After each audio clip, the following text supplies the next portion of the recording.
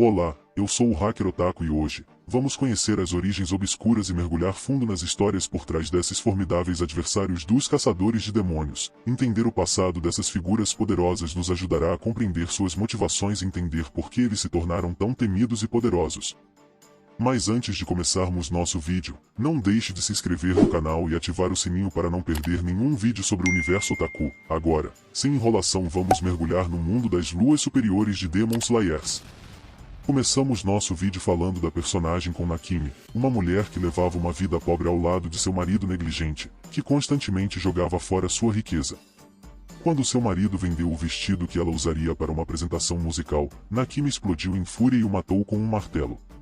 Antes que pudesse esconder o corpo, seu empresário chegou e a chamou para se apresentar. Surpreendentemente, a plateia amou sua música e pediu um bis, o que levou Nakimi a acreditar que matar alguém antes de cada apresentação lhe trazia boa sorte. Com o tempo, suas ações chamaram a atenção de Musa, o temido líder dos demônios, que ficou impressionado com suas habilidades e a transformou em um demônio. Assim, Nakimi se tornou uma das lunares superiores, ganhando poderes sobrenaturais e imortalidade. Ela também descobriu que suas apresentações musicais agora possuíam uma energia sombria e envolvente, atraindo ainda mais seguidores para Musa e fortalecendo a posição dele entre os demônios. Antengu, por outro lado, era um mentiroso patológico desde a infância. À medida que crescia, suas mentiras se tornaram atos de violência e assassinatos brutais. Ele se casava com mulheres, tinha filhos com elas, e em seguida, as matava, acreditando que estavam maltratando-o. Essa série de homicídios chamou a atenção das autoridades, e ele acabou sendo condenado à morte por decapitação.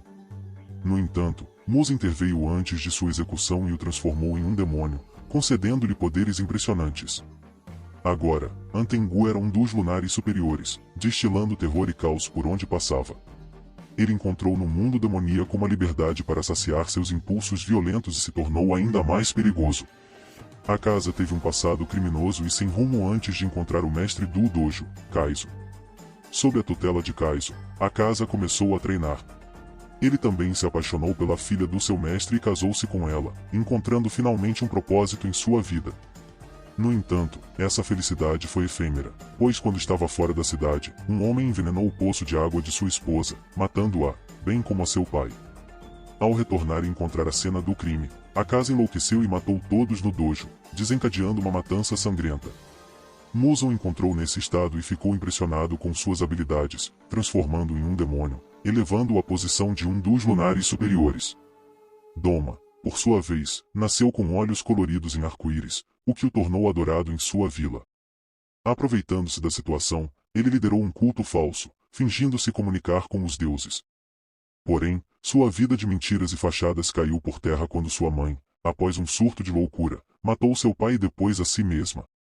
Surpreendentemente, Doma não expressou nenhuma emoção ou tristeza diante dessa tragédia, mostrando-se apenas irritado com a bagunça ensanguentada. Encantado pela perspectiva de poder secretamente devorar os membros de seu próprio culto, ele pediu a Musa para se tornar um demônio e, assim, adquirir poderes sobre-humanos. Sob sua liderança, o culto cresceu e prosperou até que uma mulher chamada Kotorra se juntou a ele com seu filho recém-nascido, Enosuke. As coisas corriam relativamente bem até que Kotorra começou a perceber que os membros do culto estavam misteriosamente desaparecendo. Espiando Doma, ela descobriu que ele estava secretamente devorando os membros do Paraíso Eterno. Quando Doma pegou espiando, Kotorra percebeu que estava em perigo e fugiu com seu filho, mas acabou encurralada à beira de um penhasco. Em seus últimos momentos, ela jogou Enosuke do penhasco, na esperança de que ele sobrevivesse, enquanto ela mesma foi devorada por Doma. Enosuke, como sabemos, foi resgatado e criado por javalis, enquanto Kotorra teve um destino sombrio. Gyutaro, outro personagem trágico, nasceu em uma vila de pescadores e era tão feio que sua própria mãe o odiava e o espancava diariamente. Além disso, as crianças da vila o intimidavam constantemente. Desamparado, ele foi forçado a sobreviver comendo insetos e ratos. A vida de Gyutaro era uma miséria, mas tudo mudou quando sua mãe deu à luz Umi, sua irmãzinha. Gyutaro sentiu a responsabilidade de ser o protetor de Umi, defendendo-a do abuso da mãe. Em um trágico incidente, a mãe de Gyutaro tentou raspar o cabelo de Umi à força, e ele se lançou em defesa dela, afastando a mãe abusiva. A partir desse ponto, Gyutaro assumiu a responsabilidade de cuidar de Umi, e juntos eles se tornaram artistas talentosos, com Umi se tornando uma artista renomada e Gyutaro seu fiel cobrador de dívidas. No entanto, a felicidade da dupla foi destruída em um terrível dia em que um cliente doentio de Umi a atormentou incessantemente. Em um ato de desespero e legítima defesa, Umi cegou um dos olhos do cliente, o que o enfureceu. Ele a queimou viva, e Gyutaro, ao encontrar o corpo em chamas de sua querida irmã, entrou em desespero total, implorando e chorando para que alguém a salvasse. Infelizmente, suas preces foram interrompidas por um ataque fatal pelas costas, desferido pelo cliente malévolo e pelo gerente de Umi. O gerente, que há muito tempo nutria rancor pelos irmãos, finalmente encontrou uma desculpa para se livrar deles após o incidente com o cliente. Gyutaro, ao ver seus amados serem mortos, pegou uma foice e matou ambos, o cliente e o gerente, em uma explosão de fúria. Em seguida, ele pegou Umi, que estava à beira da morte, e correu em busca de ajuda, mas infelizmente ninguém veio em seu socorro. Uma violenta tempestade de neve se formou, como se até o clima estivesse contra ele. É nesse momento que Gyutaro e Umi cruzam o caminho de Doma, um dos 6 lunares superiores. Doma oferece aos irmãos a escolha de se tornarem demônios, e Gyutaro aceita imediatamente a oportunidade de obter poder para se vingar daqueles que lhe fizeram mal. Por fim, temos Kaigaku, que teve uma infância difícil como órfão, sobrevivendo comendo restos de comida. Ele foi acolhido por Kojima, um ex-Ashira, e treinado na respiração do trovão ao lado de Zenitsu.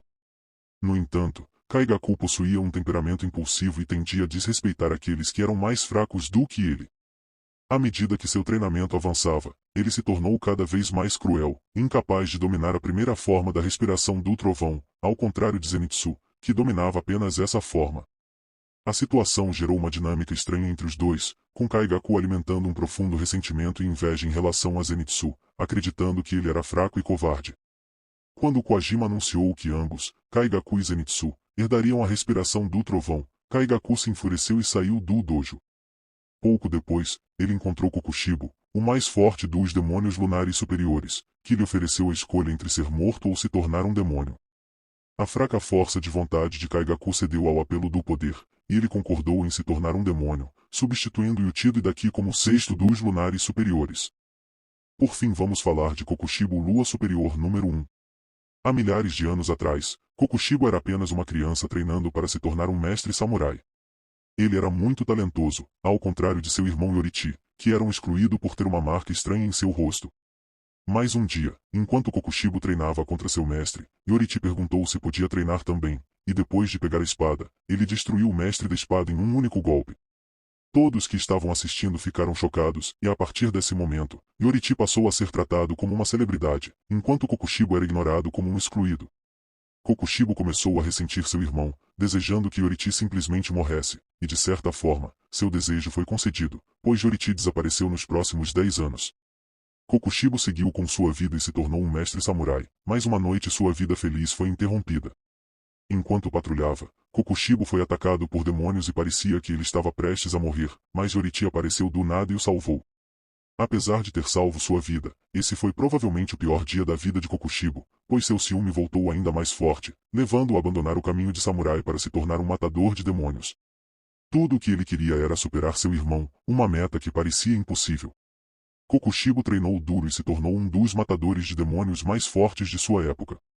Ele desbloqueou a marca do matador de demônios e até se tornou um Ashira, mas, apesar de tudo isso, ele ainda não era tão forte quanto Yoriti e não conseguiu aprender a respiração do sol, tendo que se contentar com a respiração da lua, um estilo de respiração um pouco mais fraco. Kokushibo ficou furioso com sua fraqueza, mas um dia ele se deparou com a solução para todos os seus problemas. Ele conheceu Musa, o rei dos demônios, e finalmente viu uma chance de superar seu irmão se transformando em um demônio. Nos próximos 60 anos, o demônio Kokushibo ficou mais forte, matando matador de demônio após matador de demônio. Ele assumiu que seu irmão estava morto há muito tempo, mas Yoriti o surpreendeu pela última vez, aparecendo na frente de Kokushibo como um homem velho, ainda vivo apesar da marca do matador de demônios. Kokushibo ficou furioso e pegou sua espada, mas antes que pudesse fazer um movimento, Yoriti cortou sua garganta. Kokushibo sabia que estava tudo acabado e se preparou para o golpe mortal, mas quando abriu os olhos, Yoriti havia morrido bem onde estava de pé. Enfurecido por um sentimento de inferioridade, Kokushibo cortou o corpo de seu irmão ao meio e partiu determinado a se tornar ainda mais forte. Até o próximo vídeo, galera, e falou!